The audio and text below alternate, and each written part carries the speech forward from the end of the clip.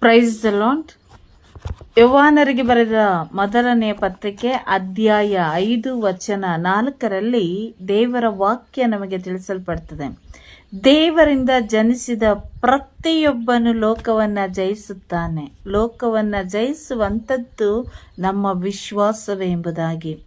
ಹೌದು ಪ್ರಿಯರೇ, ಯಾರೆಲ್ಲ ಯೇಸು ಕ್ರಿಸ್ತರನ್ನ ನಂಬಿ ವಿಶ್ವಾಸವಿಟ್ಟು ಅವರನ್ನೇ ತನ್ನ ರಕ್ಷಕರು ಪ್ರಭುವು ಎಂಬುದಾಗಿ ಸ್ವೀಕರಿಸುತ್ತಾರೋ ಅವರೆಲ್ಲರೂ ಕೂಡ ಹೊಸದಾಗಿ ದೇವರ ಮಕ್ಕಳಾಗಿ ಜನಿಸುವಂತವರಾಗಿದ್ದಾರೆ.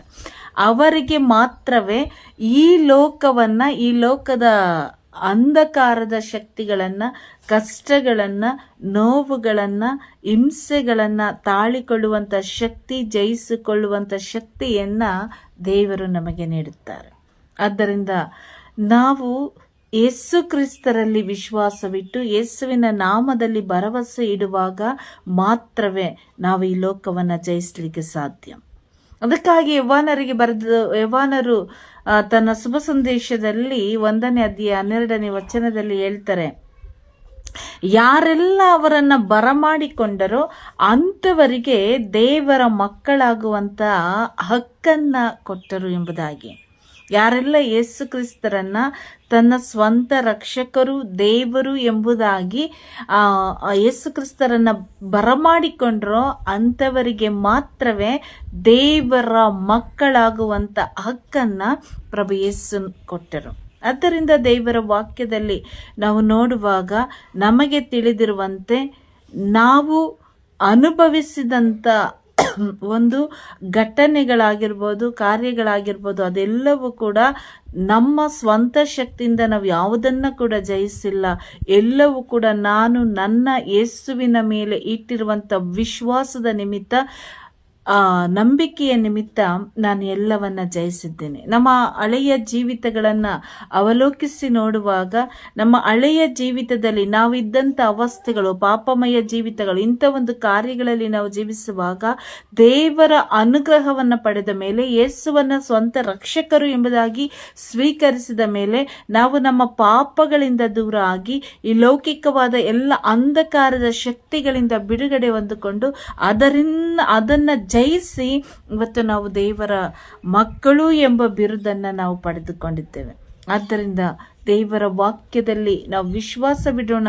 ಆ ದೇವರನ್ನ, ಆ ರಕ್ಷಕರನ್ನ, ಯೇಸುವನ್ನ ನಮ್ಮ ಸ್ವಂತ ದೇವರಾಗಿ ಸ್ವೀಕರಿಸೋಣ. ಯಾರೆಲ್ಲ ಯೇಸು ಕ್ರಿಸ್ತರಲ್ಲಿ ವಿಶ್ವಾಸವಿಟ್ಟರೋ ಅವರಿಗೆ ಎಂದಿಗೂ ಕೂಡ ಆಶಾಭಂಗವಾಗಲಿಲ್ಲ. ಪ್ರತಿಯೊಂದು ಸಮಯದಲ್ಲೂ, ಕಣ್ಣೀರಿನ ಸಮಯ, ದುಃಖದ ಸಮಯ, ವೇದನೆಯ ಸಮಯ, ರೋಗದ ಸಮಯ, ಎಂಥ ಪರಿಸ್ಥಿತಿಯಲ್ಲೂ ಒಂದು ಸಾರಿ ನನ್ನ ಯೇಸುವನ್ನ ನಾನು ಕೂಗಿ ಕರೆದು ಅವರಲ್ಲಿ ನಂಬಿಕೆ ಇಟ್ಟು ವಿಶ್ವಾಸವಿಡುವಾಗ ದೇವರ ಅನುಗ್ರಹವನ್ನ, ದೇವರ ಕೃಪೆಯನ್ನ ನಾವು ಪಡೆದುಕೊಳ್ಳುತ್ತೇವೆ. ವಿಶೇಷವಾಗಿ ನಾವು ಶುಭ ಸಂದೇಶದ ವಾಕ್ಯಗಳನ್ನ ಧ್ಯಾನ ಮಾಡುವಾಗ ಒಬ್ಬ 12 ವರ್ಷ ರಕ್ತಸ್ರಾವದಿಂದ ನರಳುತ್ತಾ ಇದ್ದಂಥ ಹೆಣ್ಣು ಮಗಳು ತನ್ನಲ್ಲಿ ಇದ್ದಂಥ ಎಲ್ಲ ಹಣವನ್ನ ಡಾಕ್ಟರ್ಸ್ಗಳಿಗೆ ವ್ಯಯ ಮಾಡಿದ್ಲು. ಯಾರ ಕೈಯಿಂದಲೂ ಕೂಡ ಆಕೆಯ ರೋಗವನ್ನ ಗುಣಪಡಿಸಲಿಕ್ಕೆ ಸಾಧ್ಯ ಆಗಲಿಲ್ಲ. 12 ವರ್ಷದಿಂದ ಆಕೆ ಅದೇ ಅವಸ್ಥೆಯಲ್ಲಿ ನಲಗ್ತಾ ಇದ್ಲು. ಒಂದು ದಿನ ಆಕೆ 4 ಜನರ ಬಾಯಿಯಲ್ಲಿ ಬಂದಂತ ಯೇಸುವಿನ ಬಗ್ಗೆ ಬಂದಂತ ಮಾತುಗಳನ್ನ ಕೇಳ್ತಾಳೆ. ಯೇಸುವಿನಿಂದ ಆಗದೇ ಇರುವಂತ ಕಾರ್ಯಗಳು ಒಂದು ಇಲ್ಲ. ಆ ಯೇಸುವಿನ ನಂಬಿದ್ರೆ, ಆ ಯೇಸುವಿನಲ್ಲಿ ವಿಶ್ವಾಸವಿಟ್ಟರೆ ಸಾಕು ಎಂಬ ಆ ನುಡಿಯನ್ನ ಕೇಳುವಾಗ ಆಕೆ ಒಂದು ತೀರ್ಮಾನವನ್ನ ತೆಗೆದುಕೊಳ್ತಾಳೆ. ಅವರು ಕೇಳಿಸಿಕೊಂಡಂತ ಮಾತುಗಳಲ್ಲಿ ವಿಶ್ವಾಸವಿಟ್ಟು ಅವಳು ನಂಬುತ್ತಾಳೆ ಯೇಸುವಿನಿಂದ ಅದು ಸಾಧ್ಯ ಎಂಬುದಾಗಿ. ಅದೇ ಮಾರ್ಗವಾಗಿ ಯೇಸು ಬರುವಾಗ ಅವಳಿಗೂ ಒಂದು ನಂಬಿಕೆ, ಒಂದು ಬಲವಾದ ವಿಶ್ವಾಸವನ್ನ ತನ್ನ ಹೃದಯದಲ್ಲಿ ಇರಿಸಿಕೊಳ್ತಾಳೆ. ಅದೇನು ಅಂತ ಹೇಳಿದ್ರೆ, ನಾನು ಯೇಸುವಿನ ಬಟ್ಟೆಯ ತುದಿಯ ಅಂಚನ್ನ ಮುಟ್ಟಿದ್ರೆ ಸಾಕು, ನಾನು ಗುಣ ಹೊಂದುತ್ತೇನೆ ಎಂಬುದಾಗಿ. ಆ ದೃಢವಾದ ವಿಶ್ವಾಸ, ಯೇಸು ಅವರ ಬಟ್ಟೆಯನ್ನು ಮುಟ್ಟಿದ್ರೆ ನನ್ನನ್ನು ಗುಣಪಡಿಸ್ತಾರೆ ಎಂಬ ಅಚ್ಚಲವಾದ ವಿಶ್ವಾಸ, ನಂಬಿಕೆಯಿಂದ ಬಂದು ಯೇಸುವಿನ ಬಟ್ಟೆಯನ್ನ ಆಕೆ ಮುಟ್ಟುತ್ತಾಳೆ. ಯೇಸುವಿನ ಬಟ್ಟೆಯ ತುದಿಯ ಅಂಚನ್ನ ಮುಟ್ಟಿದ ತಕ್ಷಣವೇ ಆಕೆ ತನ್ನ ಶರೀರದಲ್ಲಿ ಒಂದು ಸೌಖ್ಯದ ಅನುಭವವನ್ನು ಪಡೆದುಕೊಳ್ತಾಳೆ.